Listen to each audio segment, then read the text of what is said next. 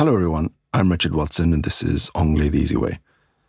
Today I'd like to talk to you about a poem called Defeat. Now, as you can imagine, it's not a very happy poem with a title like Defeat. It's a poem by an American Lebanese writer, poet, and especially painter called Khalil Gibran, who wrote a book called The Prophet, which is a rather curious book, and we may talk about that another time. So why defeat? Well, if you play chess, by definition, that means you lose. Nobody likes it. I have a lot of contact with kids who play chess. They hate to lose, and they always want to improve. But the thing they don't realize is as you improve, you just keep losing against stronger players. Even the best players lose all the time, except Hikaru Nakamura or Magnus Carlsen, who seem to lose very, very recently. They escape a lot. Anyway, we always lose, and yet we don't like it. So this poem is actually a celebration of losing. It's kind of hard to imagine that this could happen. This is quite an old poem, right, from the 18th century.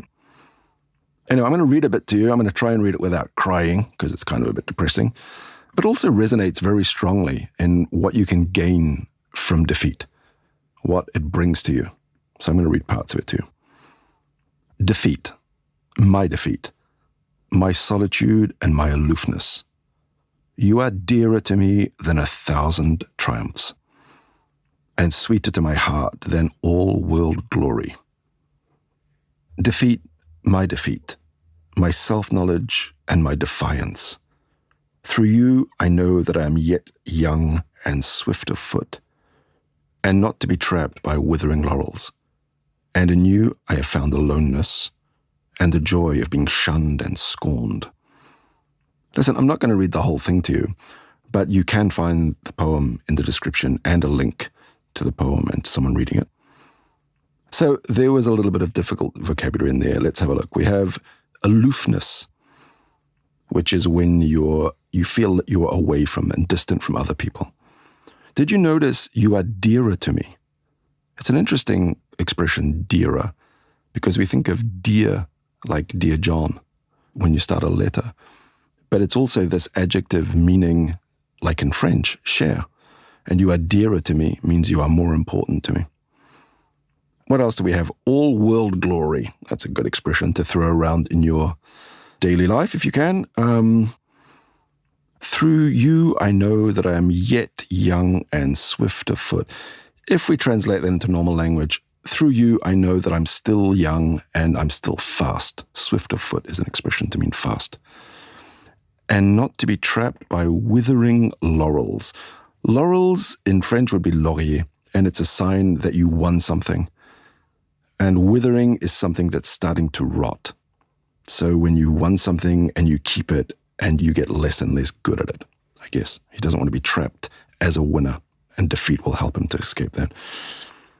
And in you I have found aloneness, that should be okay, and the joy of being shunned and scorned.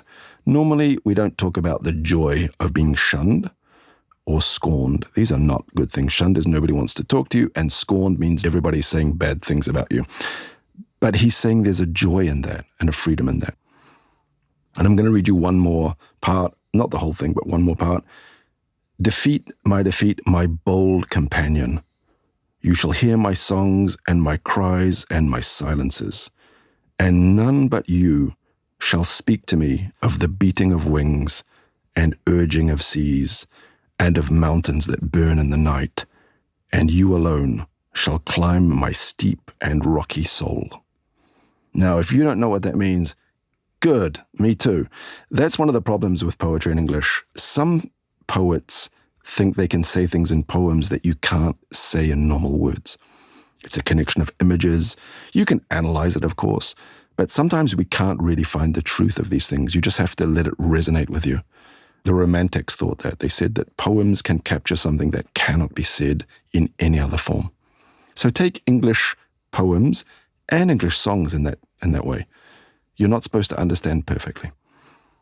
Khalil Gibran was quite famous, I believe, for revolutionizing the way that people wrote in Arabic.